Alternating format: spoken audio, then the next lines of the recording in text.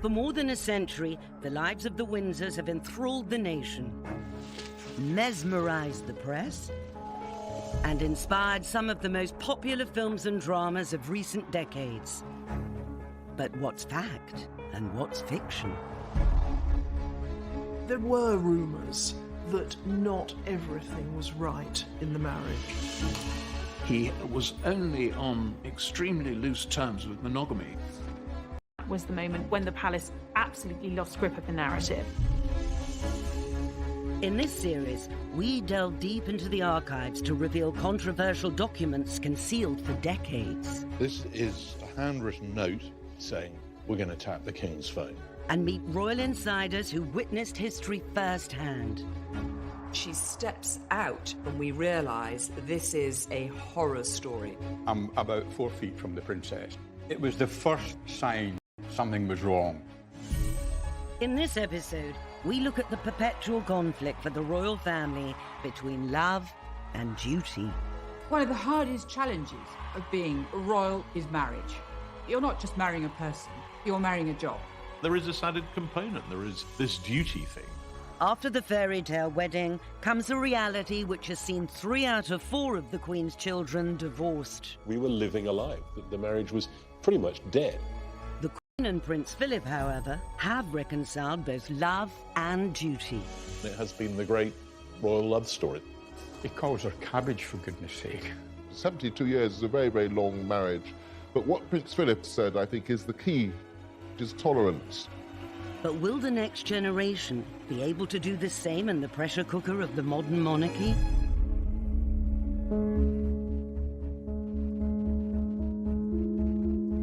The fact that I fell in love with Meghan so incredibly quickly was a sort of confirmation to me that everything, all the stars were aligned, everything was just perfect. It was this beautiful woman just sort of literally tripped and fell into my life. I fell into her life. Meghan and Harry are an incredibly tactile couple. There's a lovely chemistry between them, and without a doubt it has increased Harry and Meghan's popularity. You know, they suddenly seem more real than royal. Love has never seemed more important to the royal family's popularity, but it's only part of the picture. I know the fact that she'll be unbelievably good at the job part of it as well is obviously a huge relief to me, because she'll be able to deal with everything else that comes with it. I really believe that William and Harry have learnt a lot of lessons from watching their parents' marriage. Diana told William and Harry to marry. William is completely devoted to Kate. They're clearly very much in love. They make a great team. I mean, the big difference was that William knew Kate before they married one another. They were at university together. They shared a house together as flatmates before they started going out, so there was a long courtship. And I think that she'd been sort of inducted into the family and knew what she was getting into. Harry's marriage to Meghan was more of a whirlwind affair. Here is Prince Harry. He's married an American, he's married a divorcee, and without a doubt this has been a very fast-moving royal romance. Yes, behind the scenes there were some questions being asked, just to make sure that Harry was sure, because of course, you know, divorce is something that has tainted the House of Windsor. The spectre of divorce has been hanging over the Windsor dynasty since 1936, when Edward VIII chose love over duty and abdicated rather than give up Wallis Simpson. The same loyal welcome, the amazing scenes of enthusiasm that mark him as undoubtedly deserving his well-earned title, the most popular man in the world. Despite his huge crowd appeal, Edward VIII was behind the scenes obsessed by Mrs. Simpson. Wallis Simpson was an American adventuress, in the words of Queen Mary. She absolutely captivated, entranced, bewitched him. Even though Wallis was still married to her second husband, the king was determined to make her his wife. This put him at loggerheads with the Prime Minister, Stanley Baldwin. He said to Baldwin that he was going to marry her, and Baldwin said, well, look, this simply isn't on. Parliament won't wear it. The king responded that he would marry Mrs. Simpson without government approval and, if necessary, abdicate. What Edward VIII did was to say, I have to be with the woman I love, and that takes priority over everything.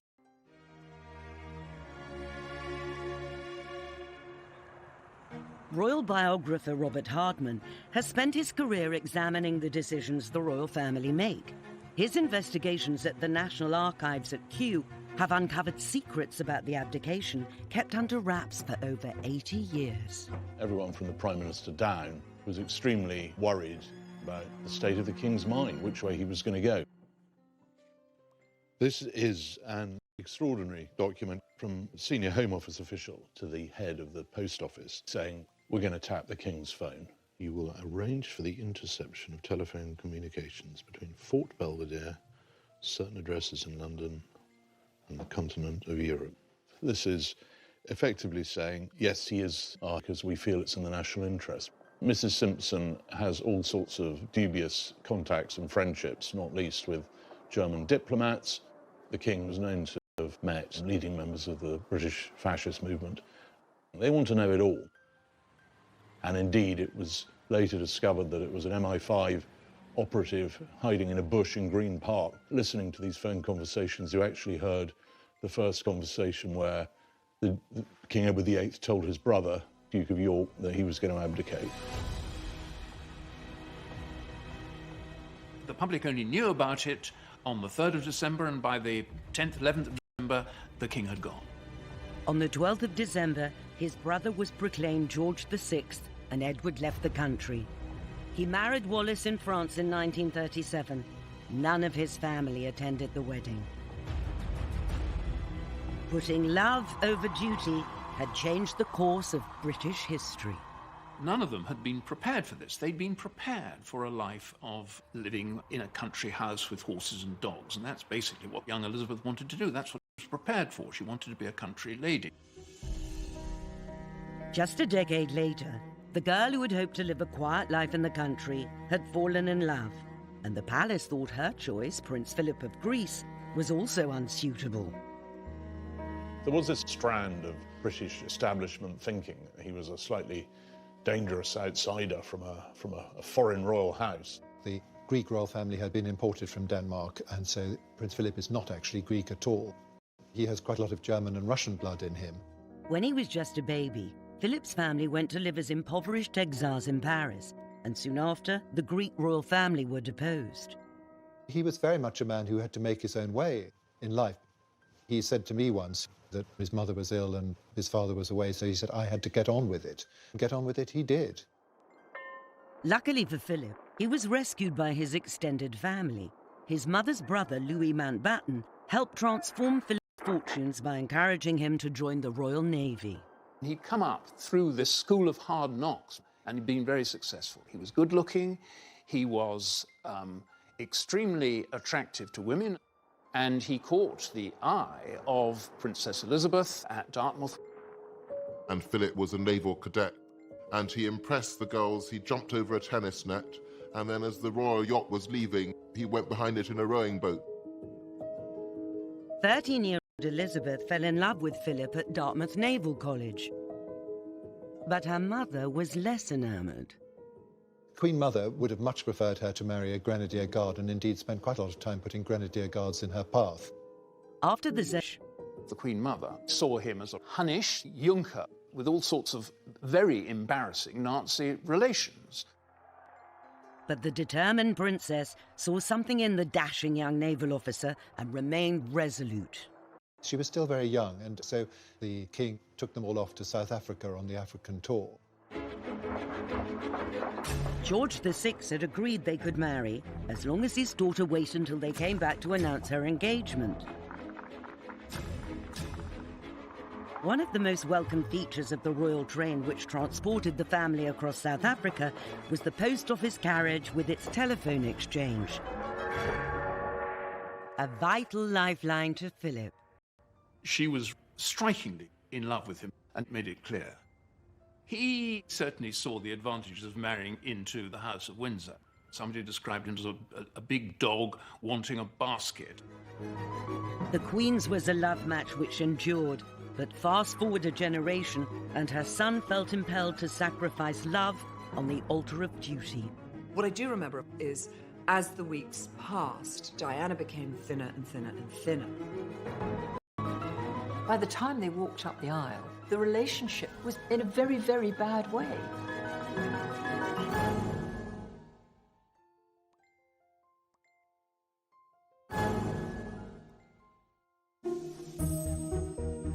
In 1980, Prince Charles was 32, and the pressure was on for him to marry and produce an heir. In a way, it was the last marriage played out by old royal rules, that the Prince of Wales had to find a suitable bride, a young, aristocratic, virgin bride. And of course, Diana Spencer ticked all these boxes. Everybody loved her. She was funny, she was uncomplicated, but the reality was actually rather different. It was the most curious engagement, really. They didn't know one another. Diana was taken out of her lovely flat which she shared with bubbly girls, and she was given a suite of rooms at Buckingham Palace. And the perfect girl Charles thought he was falling in love with was much darker and was much more moody. And by the time they walked up the aisle, the relationship was in a very, very bad way. An interview filmed on the eve of the wedding exposes the state of their relationship. What sort of reactions have you encountered to your marriage? Oh, the most overwhelming and touching reactions as far as we've been concerned. There's your vows. That's the most personal moment. And hardly any sort of eye contact. Is it going to be that for you, even though you know the eyes of the world are watching you at that very important moment? I hope so, yes. I don't know about... People often say, why did Charles not marry Camilla when he had the opportunity? When they first met, when they were young, both were single. But Camilla was in love with Andrew Parker Bowles. Charles, I think, fell very much in love with her. But actually, he didn't ask her to marry him. But I don't know that she would have accepted if he had done. Charles always said that when he married, he would marry with his head and not his heart. And that, I think, was a hangover from the lesson learnt from Edward's abdication. It could not be a passion that swept him away. I suspect they quite quickly found that they weren't ideally suited to each other, but unfortunately the world had fallen in love with her.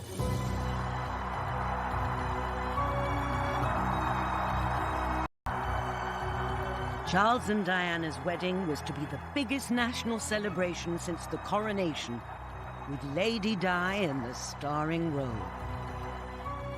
Everything was huge about it. St. Paul's, because it could take this enormous crowd. A wedding dress that practically covered the steps. Was the sort of surrogate love affair for the nation. It seemed to be a completely romantic wedding. Of course, we didn't know what was going on behind the scenes.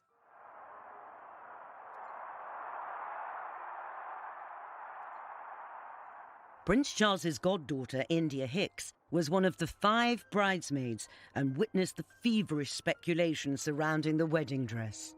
They were extraordinary, an extraordinary experience for a 13-year-old child. Whenever we turned up for dress fittings, the organisation of the car coming up and the world's press descending and trying to get any snap. When we were actually inside the Emmanuel's studio, I remember they had blocked out a lot of the windows because, of course, cameras had camped out on neighbouring buildings with long lenses to spy inside, to see what the world's greatest fashion secret was going to look like.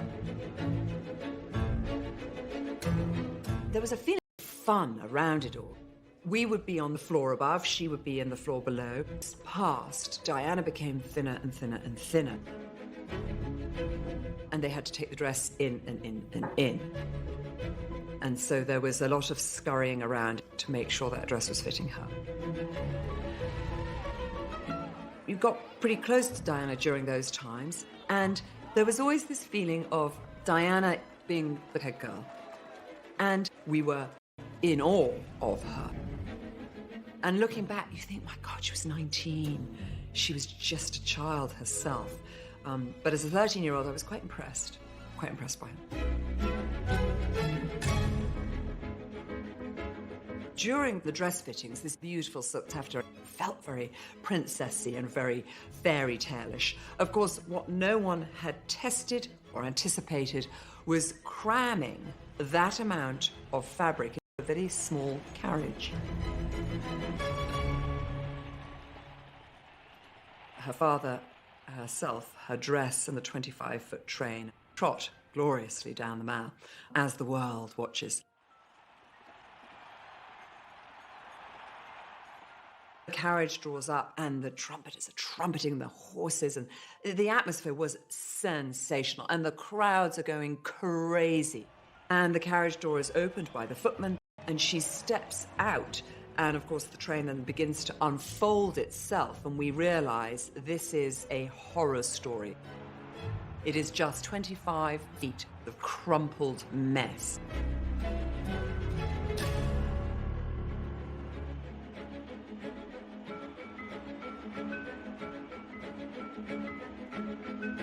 And so Sarah Armstrong-Jones and I just set to work, and really all you see of me is my bottom in the air. I'm bending down trying to undo this.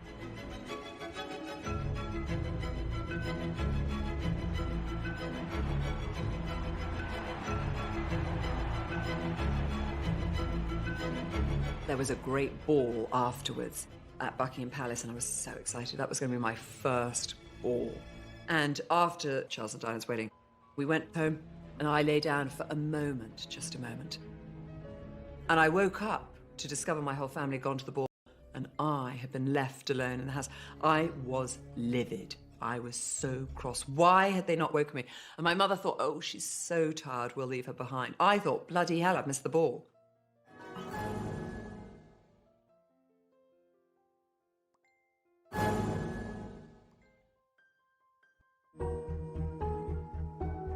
In contrast to the extravagance of Charles and Diana's wedding, when Elizabeth and Philip got married in 1947, people felt that they hadn't had the rewards that they should have got as a result of victory. And all of a sudden, this great event took place, the marriage of the future Queen of England. And it was, as Churchill said, a great flash of colour in a period of grim, grey, dark, gloomy austerity.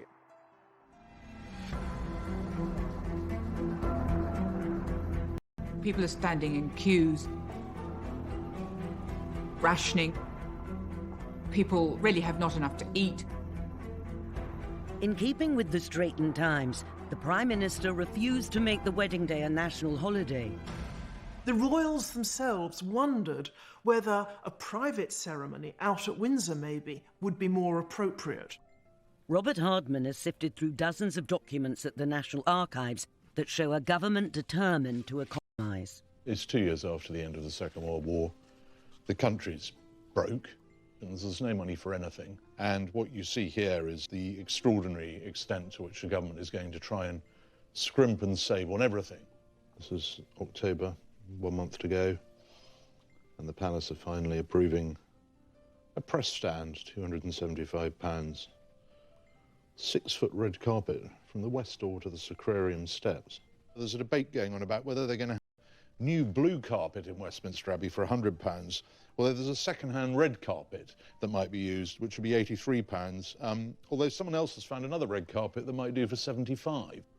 While other couples couldn't afford to get married, there were inevitably concerns about wasting money. Here is a letter of complaint from a branch of the Labour Party saying there can be no undue expense on anything.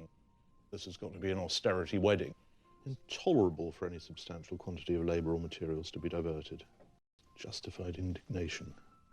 The British people will be discouraged in the immense efforts that they are making towards our economic recovery if this wedding is made the occasion for displaying a vast inequality of sacrifice. But in the end, the public didn't have the appetite for a wedding done on the cheap, and they wanted to play a part in making it a day to remember. Wedding gifts were sent from all over the world and displayed at St. James's Palace. And huge numbers of people turned up to see them. A lot of people abroad thought Britain was starving, so a lot of people sent the princess food. She received something like 500 tins of pineapple. A lady in Brooklyn sent a turkey. She also received 148 pairs of stockings. And a couple of kittens sent by a pair of district nurses. Clydebank Council decided it'd be a good idea to send her a sewing machine. Oh, and Gandhi sent a tray, famously mistook it for a loincloth and complained about the indelicacy. Hundreds of sympathetic women across the country sent in clothing coupons for the wedding dress. Designed by Norman Hartnell, it was an exquisite austerity miracle, complete with 15-foot train. Oh, look at all that. I love the dress. It was beautiful sort of satin, and I think there was a huge lily somewhere, and it was embroidered with sequins. I just remember it being lovely for her. Lady Mary Coleman is the Queen Mother's niece and the Queen's cousin. She's never spoken about the Queen in public before. Now, at 87, she's agreed to remember that joyous day back in 1947. We were 14, my twin and I, and we were at boarding school. And the thought of coming up to London was dread instead of excitement, because it was sort of unknown. I remember the whole thing, the crowds, they were just so enthusiastic. You just gasped when you saw them all waving their flags. And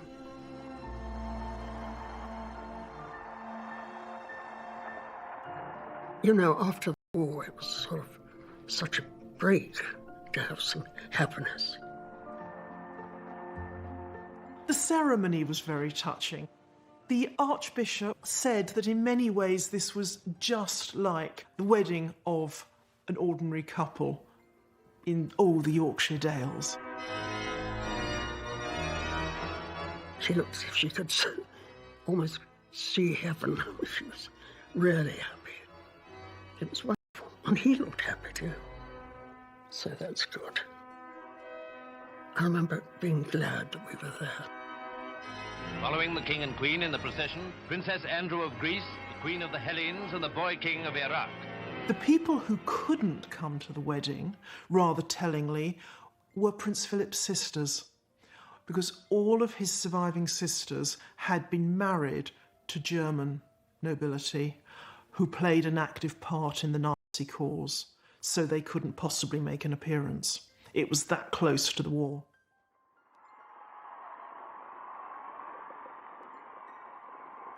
There was a great feeling of euphoria suddenly, a release of tension, a feeling that things could only get better. Seldom has a bride and groom as a nation instead of looking back. And it was a turning point for the monarchy, no question. But in just a few years, Princess Margaret's love for a married man would threaten to undermine the bright new era for the royal family. People were very shocked. They felt he'd taken advantage. The Queen's private secretary said to Townsend, "You must be either mad or bad."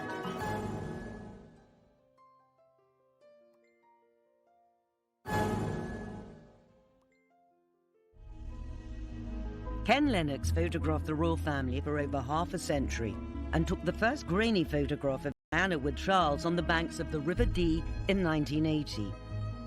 He got to know Lady Di trying to capture her on camera outside her Earl's Court flat.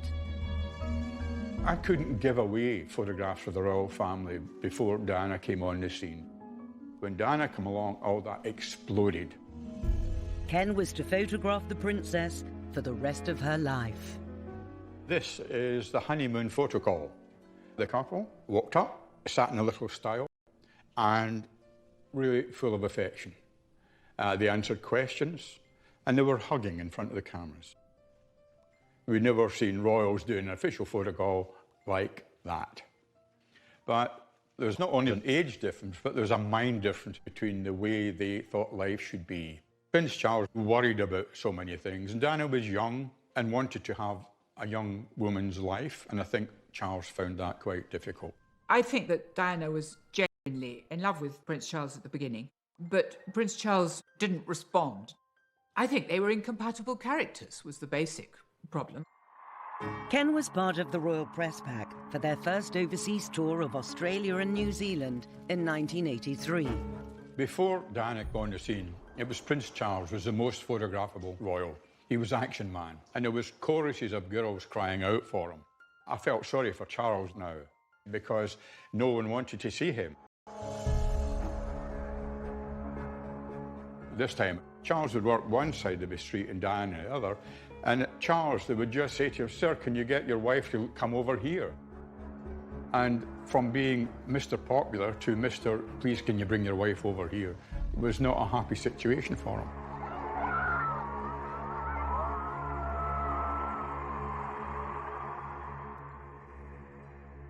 I'm about 4 feet from the princess, and I'm trying to get a bit of the opera house in the background and some of the crowd. And Diana burst into tears and wept for a couple of minutes. After it was over, I went to see the press officer for the Prince and so on. So I just accepted that. Charles, I don't think's noticed at that stage, you know. If he has, typical Prince Charles to look the other way. But it was the first sign of something was wrong. And we then began to see other things happening later on. You could tell by the mid-80s that things were not particularly good. It wasn't hostility, but it was just the sense that everything wasn't right. The idea that there could be actually anything seriously wrong with the marriage was unthinkable. It had to work, and it was our job to make it work, or at least appear to work. Patrick Jevson was equerry and private secretary to the Princess of Wales for 8 years, with responsibility for her household, and he witnessed the problems that were not yet apparent to the public. As professional royal performers, they were unbeatable. But behind the scenes, it was quite different. They didn't talk to each other. There was the minimum of eye contact. They were short-tempered with each other. Diana, of course, being who she was, enjoyed upstaging her husband. And if she was laughing more, smiling more, it wasn't just because she was happy and smiley, it was also because she knew that it got on his nerves. I remember on one particular occasion in Seville, he was looking one way and she was looking the other way, and he could have driven a double-decker bus between the two of them. Such was the hostility. We went to Glasgow for the Glasgow Garden Festival. Charles and Diana were seen happily together among the crowds, but they had actually arrived quite separately in different aeroplanes. We were living a lie. We were covering up for the fact that the marriage was dead. The pièce de résistance in terms of the ending of the marriage was South Korea. They looked like Mr. and Mrs. Glum.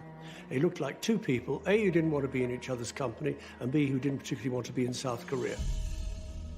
It says just how bad it had got that divorce, even Queen Elizabeth, looked like the solution, not the problem. The Queen intervening to say enough is enough, the time has come to divorce, was really giving closure to something that was going to happen at some point in the near future. The idea of the Queen ordering her son to divorce would have been unthinkable in a previous era. In the early 1950s, the possibility that her sister might wed a married palace equerry with children led to a crisis that ended with the princess giving up the man she loved. I remember Peter Townsend was very good looking. He was a war hero. The king adored him. He was very romantic because every evening they all went riding off into the sunset. And that, I think, was the first time that, you know, they sort of, I suppose, fell in love. Lady Glenconner has known the royal family her whole life. She was the Queen's maid of honour at the coronation and Princess Margaret's lady-in-waiting and close friend. This is a picture of me, Princess Margaret, the Queen, and Princess Margaret is looking at my feet. And when she was staying with me, we were looking at old photographs. I said, "Why are you looking at my feet?" And she said, "Well, because you had silver shoes. I had brown ones. I was so jealous of your silver shoes." Anyway, Princess Margaret and I did have great fun. And in those days, we had this nursery footman, and we always hid behind doors to go boo, you know, when he came along with his tray. And I can remember the Queen saying, "Margaret Anne, what are you doing? Are you behaving?" Of course we weren't. The traditional picture of Princess Margaret is that she was the naughty one, while her elder sister was the goody-goody two-shoes. And there's a lot of truth in that. Her father absolutely adored her. He couldn't believe he'd created this beautiful creature. I mean, he always used to say, "Lilibet is my pride and Margaret is my joy." It's difficult to think back as to the extraordinary glamour and good looks. She was a pocket Venus. She was absolutely the Princess Di of her age. Margaret had the world at her feet, but it came crumbling down when her father died and her sister became queen. I remember at the coronation, we arrived back at Buckingham Palace, and the Queen skipped along the passage and with us, and then behind her came the Duke of Edinburgh and the Queen Mother, and then behind that, Princess Margaret, looking so sad. And I remember saying, "Ma'am, you look so sad." And she said, "Of course I do." She said, "I lost my beloved father and my sister because she was queen. She'd moved into Buckingham Palace. And she said, I've got to go and live at Clarence House with my mother." Princess Margaret had turned to Peter Townsend in her distress.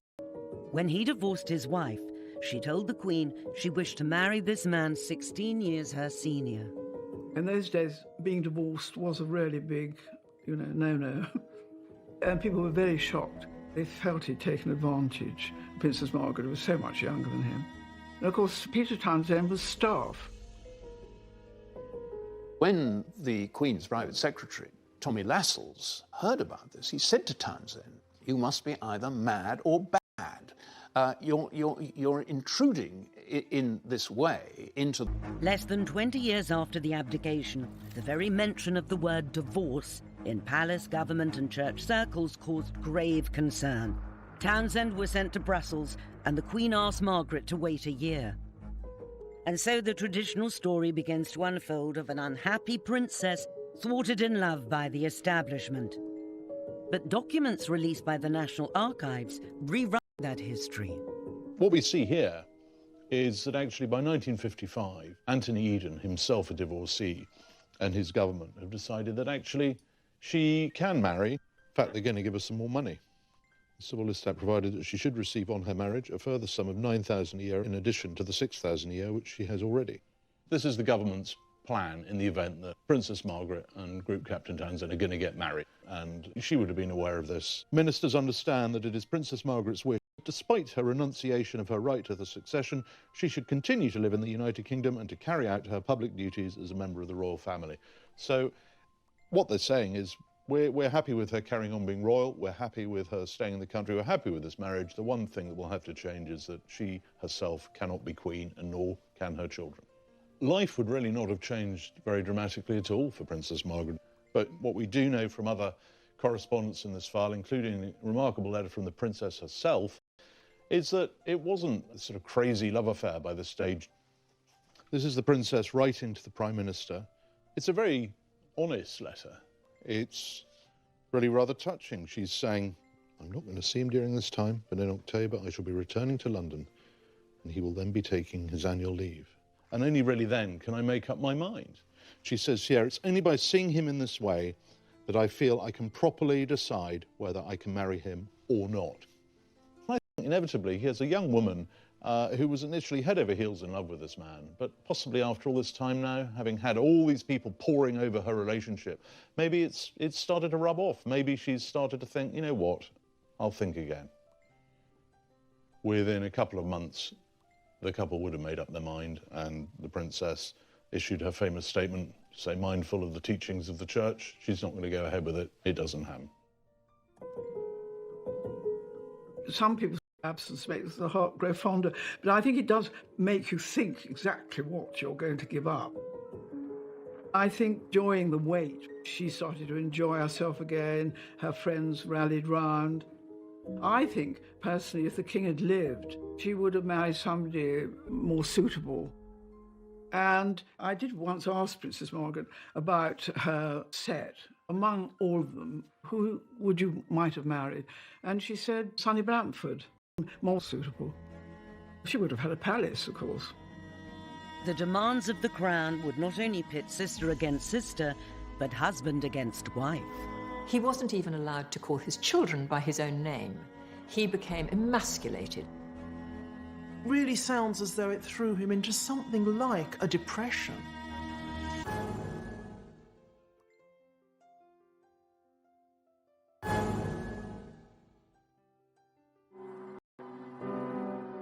When George VI died, aged just 56, in 1952, it sent shockwaves through the entire family.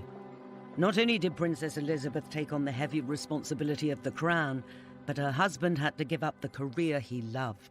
This posed a massive strain on the Queen's marriage to Prince Philip, because Prince Philip imagined, with good reason, that he was going to have a good career in the Navy.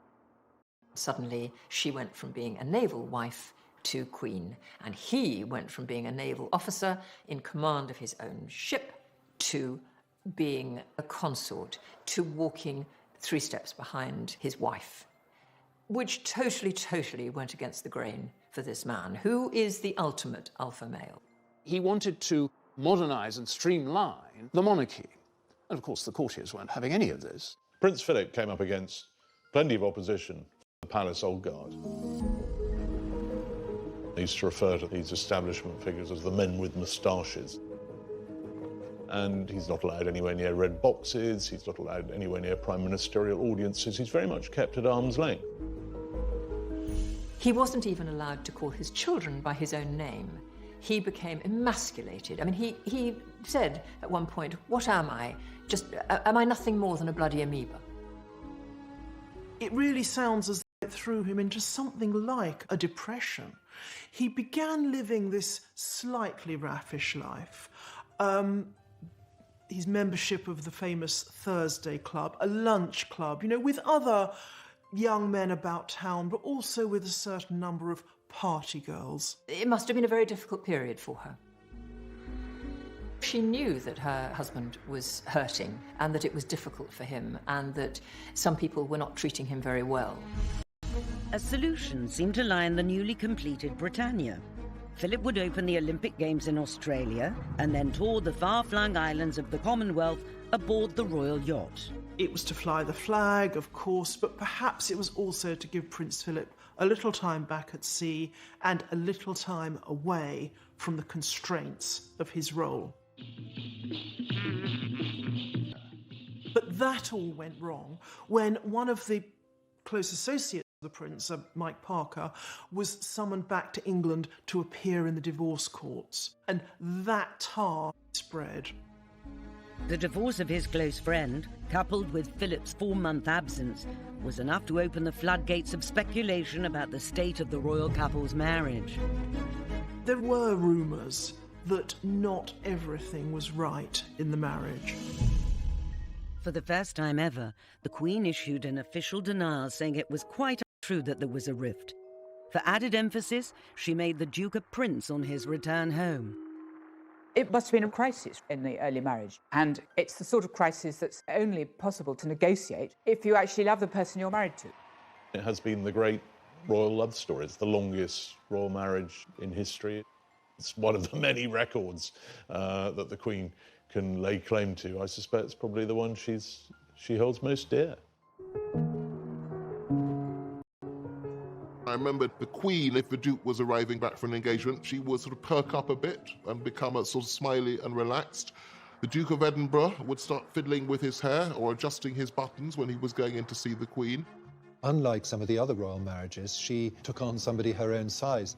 And I think she's appreciated over the years the fact that he is the one person who can actually say exactly what he thinks to her. There's a lot of intimacy, almost in crowds, is that you're these two people on this very, very strange journey and with this unique life. And I think that there's a very, very powerful bond. As Harry famously said, I don't think she could have done it without him. Today, the young royals have more freedom than ever before to marry who they want. William, without a doubt, tore up royal history because Kate was a commoner. She was a regular girl from the home counties. But putting duty first is still the #1 quality in any royal marriage. There is a sort of tick list that has to be met. Discretion, duty, and putting duty before self, most importantly. And the Queen has very much been the personification of that. Prince William must look at his grandparents' relationship, which has endured 70 years, a great example of a successful matrimony, and I'm sure he hopes that for himself too. William certainly seems to have had this in mind when he proposed to Kate. I do think that William always has one eye to the fact that he is going to be king, so whomever he married is going to be queen. I think it helped that Catherine was a personality who is quite publicly put wrong, does she? Prince William lives next door to me up here. I see them shopping. Duchess of Cambridge has done a really good job. She hasn't put herself forward, which was what happened with the Princess of Wales. And she's glorious looking and sweet and perfect, but she lets Prince William take the lead, and I think that is what the Duchess of Sussex may have to learn, that, that's what we want in the royal family. Kate had the benefit of 10 years knowing William to size up the demands of royal life before they married. For Meghan, it was different. Meghan has had a normal life, if an acting Hollywood career can be called a normal life. I think they're massively in love, and I think together they are a very powerful couple. I think they both realise that they have this public position. It's global. And I've been told by aides that they want to change the world.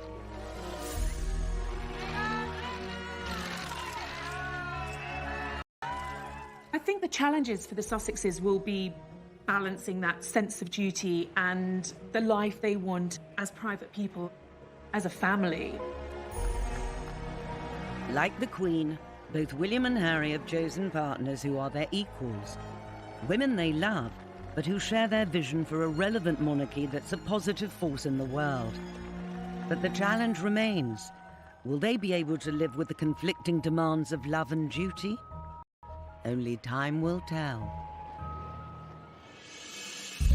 Next time, another difficult marriage between the royal family and the press. Stay there! Stay there! Meghan felt from an early stage that the British press was out to get her. Suddenly she thought, this is a lie. She had no sense of self-preservation, let alone decorum. They said they'd pictures, and I agreed to pay close to £1 million.